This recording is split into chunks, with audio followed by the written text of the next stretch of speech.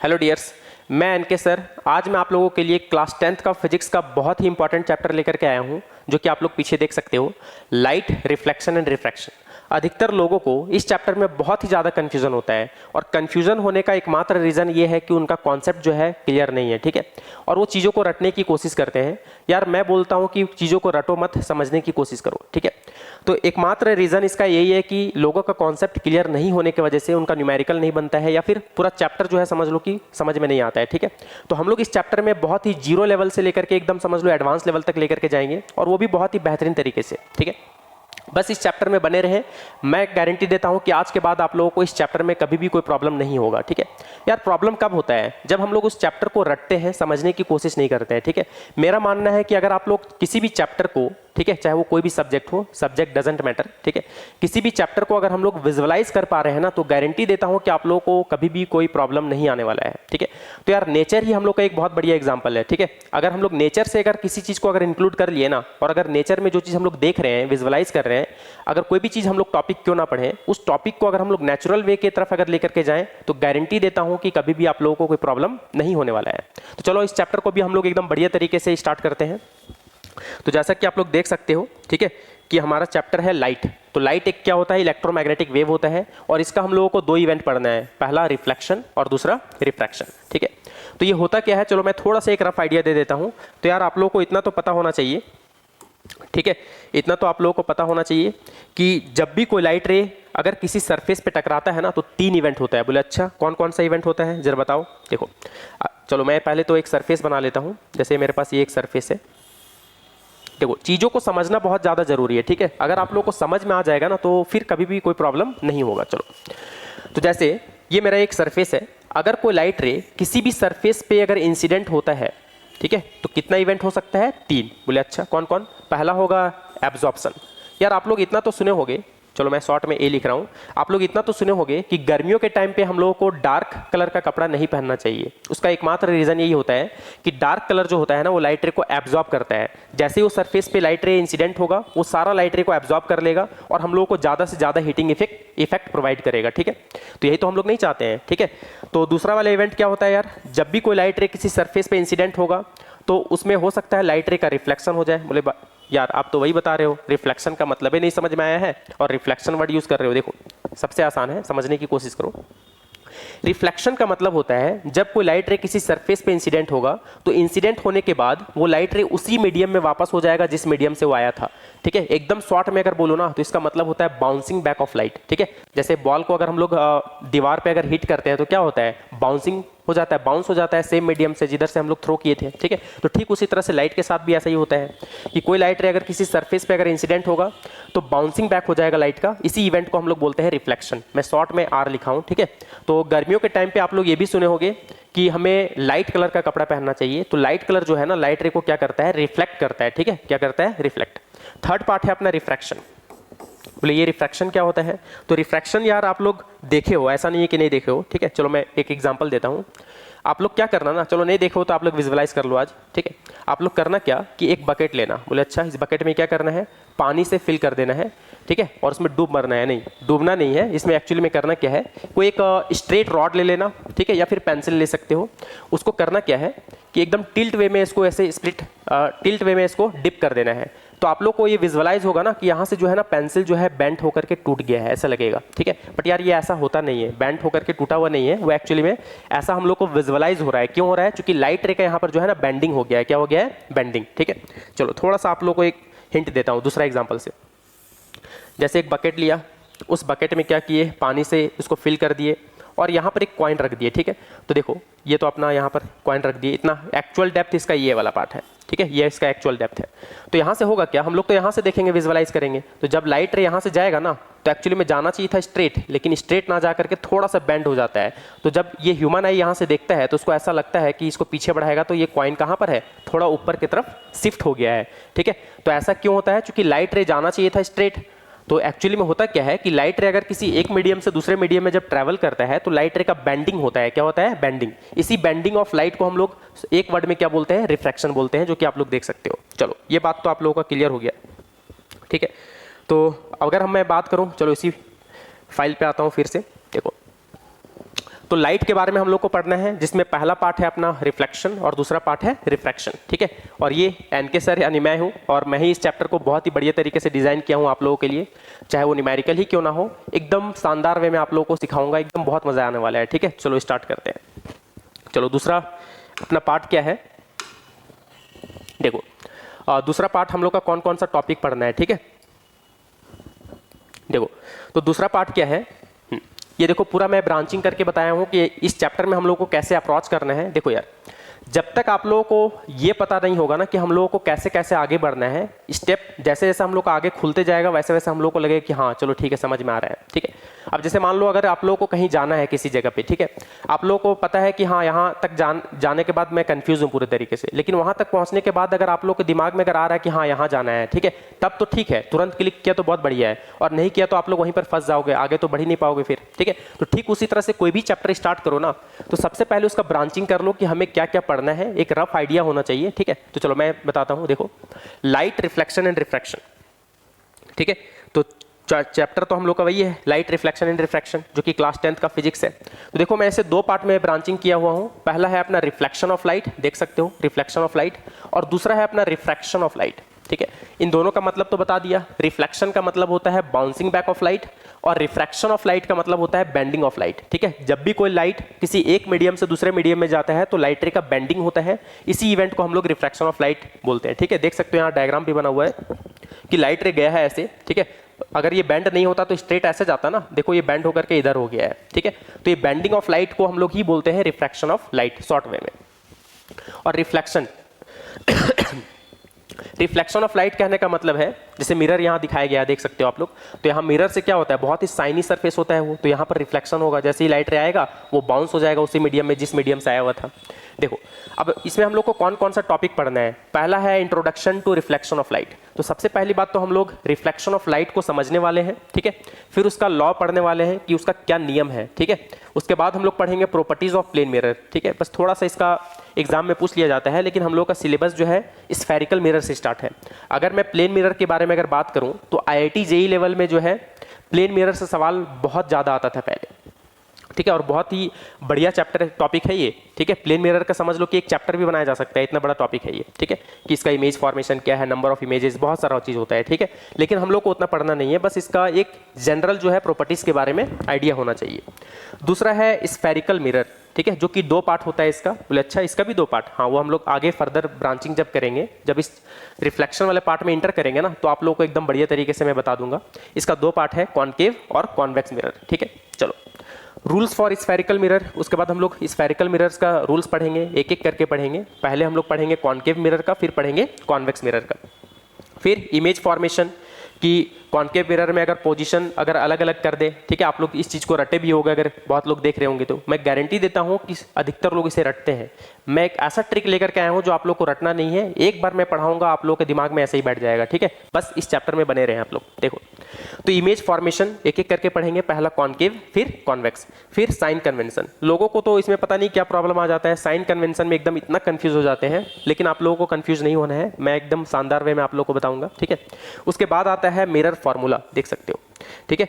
फिर linear magnification of mirror, ठीक है। फिर हम लोग यहाँ पर कॉन्सेप्ट देखेंगे न्यूमेरिकल के लिए कि क्या कॉन्सेप्ट होना चाहिए, कैसे कैसे हम लोग न्यूमेरिकल बना सकते हैं, ठीक है। बहुत सारा टाइप्स का हम लोग न्यूमेरिकल यहाँ पर सॉल्व करेंगे, और एकदम आप लोगों को एकदम फुल कॉन्फिडेंस दिला दूंगा, ये तो मेरा गारंटी है, ठीक है। चलो फिर आता है रिफ्रैक्शन ऑफ लाइट, इसमें हम लोग पढ़ने वाले हैं पहला part introduction to refraction of light, ठीक है। फिर पढ़ेंगे लॉज ऑफ रिफ्रैक्शन, फिर है अपना रिफ्रैक्टिव इंडेक्स, फिर है स्फेरिकल लेंस, ठीक है।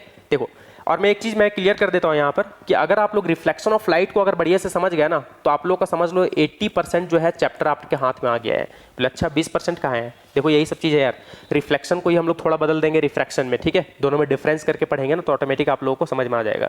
स्फेरिकल मिरर एकदम same to same spherical lens के जैसा ही लगेगा, ऐसा लगेगा कि जब इसका रे डायग्राम बनाएंगे तो आप लोग को लगेगा ये तो सेम टू सेम मिरर वाला पार्ट के जैसा है, ठीक है। कॉनकेव मिरर वाला जो इमेज फॉर्मेशन होता है वो कॉन्वेक्स लेंस में मैच करता है, एकदम मैच, ठीक है, समझ लो। तो इसलिए मैं बोलता हूं कि इस पे आप लोग पूरा एकदम बढ़िया से पढ़ लो, फिर आप लोग को उसमें जो है ज़्यादा मेहनत करने की जरूरत नहीं पड़ेगी, ठीक है। चलो रूल्स फॉर स्फेरिकल लेंस, फिर इमेज फॉर्मेशन पढ़ेंगे, है ना, स्फेरिकल लेंस का। फिर साइन कन्वेंशन यहाँ पर पढ़ेंगे, एकदम साइन कन्वेंशन मैच करेगा। सिर्फ एक चीज़ इसमें डिफरेंस आएगा कि इसको हम लोग all the distances are measured from pole, इसको पोल से मेजर करते हैं और इसमें ऑप्टिकल सेंटर से करते हैं। और क्यों करते हैं ये भी मैं बताऊंगा, ठीक है। चलो, फिर हम लोग बात करेंगे लेंस फार्मूला, फिर लीनियर मैग्निफिकेशन ऑफ लेंस, फिर पावर ऑफ लेंस पढ़ेंगे। उसके बाद एक नीचे जो कि आप लोग को शायद नहीं दिख रहा होगा, ठीक है, नीचे है concept of numericals plus practice, ठीक है। तो इसका भी हम लोग न्यूमेरिकल करेंगे और एक बार कॉम्बाइन हम लोग इसका डिफरेंशिएट करेंगे एक टेबल के फॉर्म में कि क्या डिफरेंस है, क्या क्या पढ़े हैं। एक शॉर्ट नोट्स यार हमेशा जीवन में याद रख लो कि कोई भी चीज़ पढ़ो तो एक शॉर्ट नोट्स जो है बना लिया करो, ठीक है, इससे बहुत फायदा होता है, ठीक है। तो मैं बनाऊंगा इस चैप्टर का, लास्ट में आप लोगों को मिल भी जाएगा। चलो, बहुत ही बेहतरीन तरीके से समझ में आएगा ये, ठीक है। चलो, उसके बाद हम लोग आते हैं, चलो चैप्टर को स्टार्ट करते हैं हम लोग यहाँ से। पहला पार्ट है अपना रिफ्लेक्शन ऑफ लाइट। चलो, तो देख सकते हो हमारा पार्ट है रिफ्लेक्शन ऑफ लाइट, ठीक है।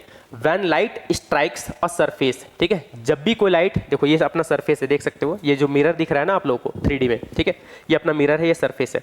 ये क्या है, थोड़ा पेन का कलर चेंज कर लेता हूं मैं ताकि आप लोग को थोड़ा दिखे। तो ये जो पार्ट आप लोग देख रहे हो ये अपना क्या है, मिरर है, जो कि एक सरफेस है,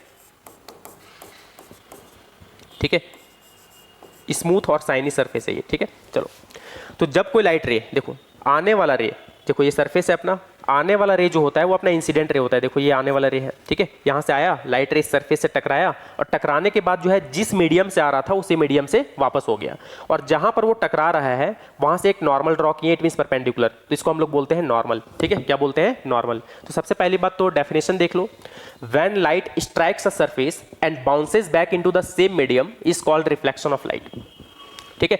जब कोई लाइट रे किसी सरफेस से टकराता है और टकराने के बाद उसी मीडियम में वापस हो जाता है तो उसको हम लोग बोलते हैं रिफ्लेक्शन ऑफ लाइट, ठीक है। चलो मैं आप लोगों को एक गेम बताता हूँ, ठीक है, आप लोग ये गेम खेलना कभी, मजा आएगा, ठीक है। और नहीं तो अपने बच्चे लोगों को, जो छोटे छोटे बच्चे होते हैं उसको सिखा सकते हो।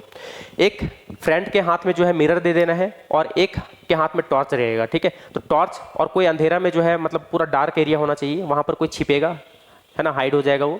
और उसको क्या करना है, डायरेक्टली टॉर्च की हेल्प से उसको खोजना नहीं है, मिरर में जो है लाइट डालना है। जैसे सपोज ये अपना मिरर है, एक दोस्त मिरर लेकर के रहेगा और यहाँ से टॉर्च डालना है, तो टॉर्च से क्या होगा, रिफ्लेक्शन होगा, उसी मीडियम में लाइट रे का बाउंसिंग बैक हो जाएगा। तो दोस्त को खोजना है और इस मिरर को टिल्ट करके खोजना है, ठीक है। तो यहाँ से क्या हो रहा है, लाइट रे का रिफ्लेक्शन हो रहा है, तो आप लोग देख सकते हो यहाँ पर, ठीक है। तो ये अपना सरफेस है, स्मूथ और शाइनी सरफेस। आने वाला रे को हम लोग बोलते हैं इंसिडेंट रे, ठीक है, और जाने वाला रे को क्या बोलते हैं, रिफ्लेक्टेड रे, ठीक है। मतलब जो लाइट रे बाउंसिंग बैक हो गया है उसी मीडियम में, उसको हम लोग बोलते हैं रिफ्लेक्टेड रे। इसका एरो देख सकते हो ऐसे है, ठीक है। और जहाँ पे एक कोइंसाइड हुआ था, जहाँ पर लाइट रे इंसिडेंट हुआ था, वहाँ से एक हम लोग नॉर्मल ड्रॉ किए, यानी वो परपेंडिकुलर है।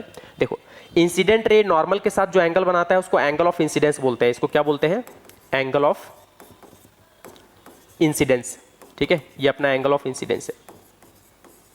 और रिफ्लेक्टेड रे जो है नॉर्मल के साथ जो एंगल बनाएगा उसको हम लोग बोलेंगे एंगल ऑफ रिफ्लेक्शन, ठीक है, एंगल ऑफ रिफ्लेक्शन, ठीक। तो देखो इसका लॉ भी यही है, the angle of incidence is equal to angle of reflection, ठीक है। ये बात आप लोगों को समझ में आना चाहिए कि अगर मैं कल के दिन अगर लाइट रे को अगर ऐसे इंसिडेंट करवाता, ठीक है, मान लो 30 डिग्री पे, ठीक है, तो रिफ्लेक्टेड रे भी नॉर्मल के साथ कितना एंगल बनाता, 30 डिग्री ही बनाता, ठीक है। अब देखो इसमें कंफ्यूजन वाला पार्ट क्या है यार, कंफ्यूज कैसे करते हैं लोग। कल के दिन अगर सवाल में अगर मान लिया जाए मिरर से एंगल दे दे यहाँ पर 60 डिग्री, ठीक है, क्या दे दे, मिरर से 60 डिग्री दे दे, तो आप लोग को पूछा जाएगा कि बताओ इसका एंगल ऑफ इंसिडेंस कितना है और एंगल ऑफ रिफ्लेक्शन कितना है। तो आप लोग देख सकते हो कि ये मिरर के साथ एंगल है, नॉर्मल मतलब पूरा ये 90 डिग्री होता है, तो ये 60 है, तो एंगल ऑफ इंसिडेंस कितना हो जाएगा, 30, ठीक है। और एंगल ऑफ रिफ्लेक्शन भी किसके बराबर होता है, एंगल ऑफ इंसिडेंस के बराबर होता है, तो ये भी एंगल 30 डिग्री होगा, ठीक है। तो यहां पर देख लो, the angle of incidence is equal to angle of reflection, angle I is equal to angle R है, ठीक है, क्लियर ये बात। चलो अब यहां से एक चीज समझ में आना चाहिए, देखो ये चीज बताया, ये चीज एकदम रिमेंबर कर लोगे कि मिरर के साथ अगर एंगल दिया हुआ है तो वो अपना एंगल ऑफ इंसिडेंस नहीं होता है, एकदम दिमाग में बैठा लो। एंगल ऑफ इंसिडेंस क्या होगा, angle between normal and incident ray, और रिफ्लेक्टेड रे और नॉर्मल के बीच का जो एंगल होगा वो अपना एंगल ऑफ रिफ्लेक्शन होगा, क्लियर ये बात। चलो तो उम्मीद करता हूं कि ये रिफ्लेक्शन ऑफ लाइट आप लोगों को समझ में आ गया होगा। When light strikes a surface and bounces back into the same medium is called reflection of light. Diagram देख सकते हो, ठीक है, लाइट रे यहां से इंसिडेंट हुआ, देख लो ऐसे इंसिडेंट हुआ और ये उसी मीडियम में वापस हो गया, रिफ्लेक्ट हो गया। थोड़ा मैं इसको बढ़िया से बना देता हूँ, देख लो इंसिडेंट हुआ और यहाँ से टकराने के बाद वो उसी मीडियम में क्या हो गया, वापस हो गया। तो इसी को हम लोग बोलते हैं रिफ्लेक्शन ऑफ लाइट। ठीक है, इसका लॉ क्या है, the angle of incidence is equal to angle of reflection, पहला लॉ। और दूसरा लॉ देखो, इंसिडेंट रे, नॉर्मल और ये जो रिफ्लेक्टेड रे है ना, वो तीनों का तीनों सेम प्लेन पे लाई करेगा। देखो लिखा हुआ है the incident ray, the reflected ray and the normal at the point of incidence all lie in the same plane, है ना, तीनों का तीनों सेम प्लेन पे लाई करेगा। अब देखो इसमें कंफ्यूजन कहां पर क्रिएट होता है, वही चीज बताया कि चीजों को रटने से बढ़िया है समझने की कोशिश करो। ठीक है, अगर मैं इतना बता के छोड़ देता तो हो सकता है किसी के मन में जो है ये चीज लगता कि हाँ 2 लॉ तो याद हो गया है, बट यार वो रटना बोलते हैं इसको, ठीक है, समझना नहीं। तो समझो यहाँ पर क्या प्रॉब्लम आ सकता है। तो कौन सा सेम प्लेन होगा ये बताओ, यहाँ सेम प्लेन तो बोल दिए बट कौन सा, सब लोग समझता है कि ये प्लेन ये वाला प्लेन होगा। देख लो कि इंसिडेंट रे ऐसे आया, ठीक है, देख लो इंसिडेंट रे आया, ठीक है, ये नॉर्मल है और ये रिफ्लेक्टेड रे, तो ये वाला सेम प्लेन पे लाई करेगा नहीं। एक्चुअली में कहाँ देखो, इंसिडेंट रे ऐसे आ रहा है, नॉर्मल ये हो गया, रिफ्लेक्टेड रे इधर हो गया, मतलब ये वाला प्लेन पे लाई कर रहा है। देख लो इंसिडेंट रे, नॉर्मल और रिफ्लेक्टेड रे। तो आप लोग देख सकते हो ये जो स्मार्ट बोर्ड है, ठीक है, ये इंसिडेंट रे आया, देखो ये इंसिडेंट रे किससे टच कर रहा है, ये स्मार्ट बोर्ड वाला प्लेन से। ठीक है, नॉर्मल भी किससे टच कर रहा है, स्मार्ट बोर्ड वाला प्लेन से। और ये जो रिफ्लेक्टेड रे है वो भी किससे टच कर रहा है, स्मार्ट बोर्ड वाले प्लेन से। इट मींस वो जो सेम प्लेन होगा ना वो ये स्मार्ट बोर्ड होगा, ना कि ये वाला प्लेन मिरर वाला। ठीक है, तो ये बात आप लोगों को एकदम क्लियर हो जाना चाहिए। ठीक है, चलो अब आते हैं नेक्स्ट पार्ट पे। तो नेक्स्ट पार्ट क्या है, थोड़ा हम लोग देख लेते हैं प्लेन मिरर का प्रॉपर्टीज क्या है। ठीक है,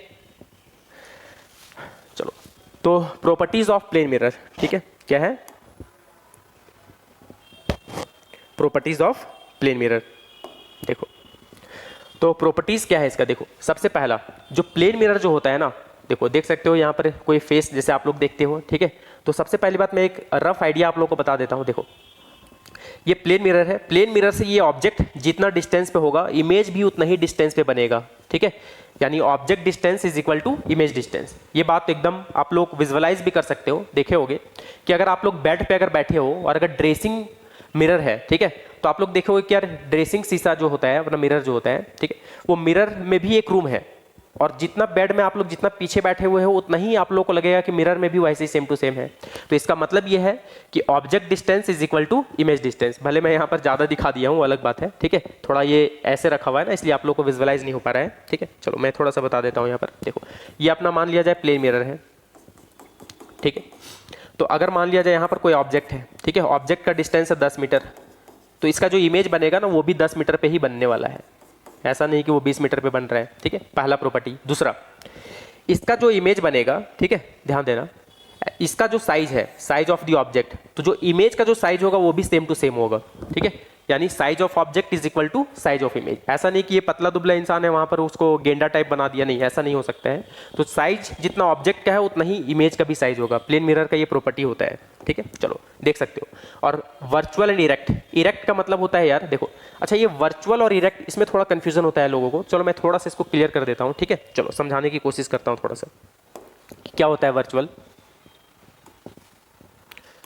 ठीक है, चलो देखो मैं समझाता हूँ थोड़ा सा। देखो जैसे मान लिया जाए, ठीक है, ये अपने पास प्लेन मिरर है, ध्यान से समझना इस चीज को। ठीक है, हाँ, जैसे मेरे पास ये प्लेन मिरर है, जैसे मेरे पास ये अपना प्लेन मिरर है। ठीक, अगर सपोज दैट कि यहाँ पर एक कोई ऑब्जेक्ट रखा हुआ है, ठीक है, कोई एक ऑब्जेक्ट है। ठीक, अगर यहाँ पर कोई एक इंसान देख रहा है इस चीज़ को, देखो यहाँ से ऑब्जर्व कर रहा है, यहाँ से ऑब्जर्व कर रहा है, तो यार क्या लगता है आपको यहाँ पर ऑब्जर्वेशन कितने तरीके से हो सकता है? हो सकता है कि कोई लाइट रे आया, देखो कोई लाइट रे इससे आया और टकराने के बाद इससे रिफ्लेक्शन हुआ, और रिफ्लेक्शन हुआ तो ये डायरेक्टली उस ऑब्जेक्ट को देख पा रहा है।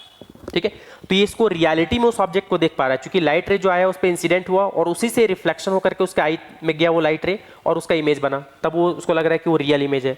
लेकिन सपोज दैट कि उसको डायरेक्टली नहीं देखता, यहाँ से लाइट रे आया और लाइट रे आने के बाद मिरर से गया और मिरर से टकराने के बाद जो है वो यहाँ से आया इसके आई तक गया। ठीक है, तो इसको ये एक्चुअली वाला ऑब्जेक्ट नहीं दिखाई दे करके उसका इमेज दिखाई देगा उतना डिस्टेंस पे। ठीक है, तो ये इसका वर्चुअल इमेज है ना, मतलब वो काल्पनिक इमेज है ना, काल्पनिक बोल सकते हैं इसको। ठीक है, तो ये इसका वर्चुअल इमेज है।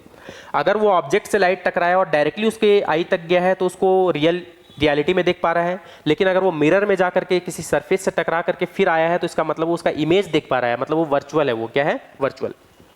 चलो अब हम लोग थोड़ा सा बात करते हैं इसको। फिर वही वाला पार्ट में आता हूँ। चलो, प्लेन मिरर का प्रॉपर्टीज देखो।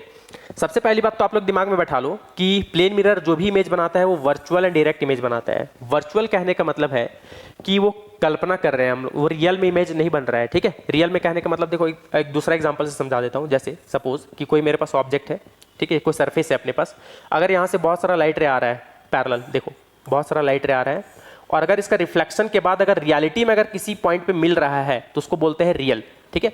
लेकिन अगर मान लिया जाए कोई सरफेस है, अगर वो लाइट रे यहाँ से आया, ठीक है, यहाँ से लाइट रे आया, ठीक है, और यहाँ से जो रिफ्लेक्टेड रे है वो डाइवर्स कर गया, तो हम लोग को ऐसा लगेगा कि कहीं ना कहीं पीछे बना होगा। तो ये लगना ही क्या होता है, वर्चुअल होता है ना। वो रियलिटी में वो लाइट रे को मिलाया नहीं है, वो वर्चुअल हुआ है, इसी को हम लोग बोलते हैं वर्चुअल, ठीक है। तो प्लेन मिरर का जब आप लोग इमेज फॉर्मेशन करोगे ना तो आप लोग को समझ में आता, लेकिन ये तो हम लोग के सिलेबस में है नहीं।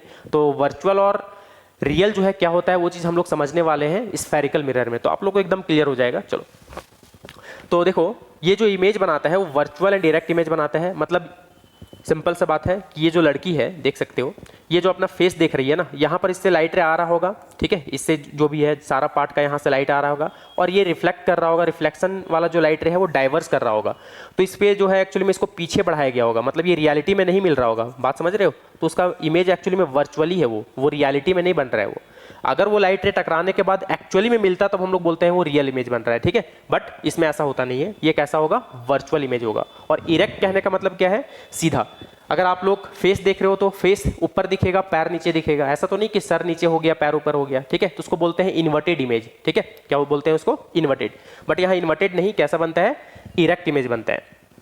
और दूसरा देख लो, सेम साइज एज ऑब्जेक्ट, मतलब ऑब्जेक्ट का जितना साइज होगा उतना ही साइज इमेज का होगा, ठीक है।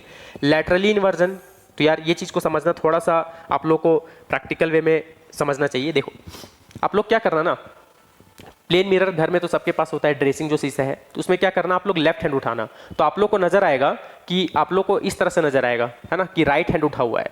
तो मतलब लैटरल वाइज मतलब साइड वाइज जो है चेंज हो जाता है, क्या हो जाता है, चेंज हो जाता है। इसी को बोलते हैं लैटरली इन्वर्टेड, ठीक है। अगर देखा जाए तो अपराइट तो ठीक है, सर ऊपर बन रहा है पैर नीचे बन रहा है, लेकिन साइड वाइज जो है चेंज हो जाता है, इसको हम लोग बोल सकते हैं साइड वाइज चेंज, ठीक है, साइड वाइज चेंज। तो साइड वाइज जो है चेंज हो जाता है, ठीक है।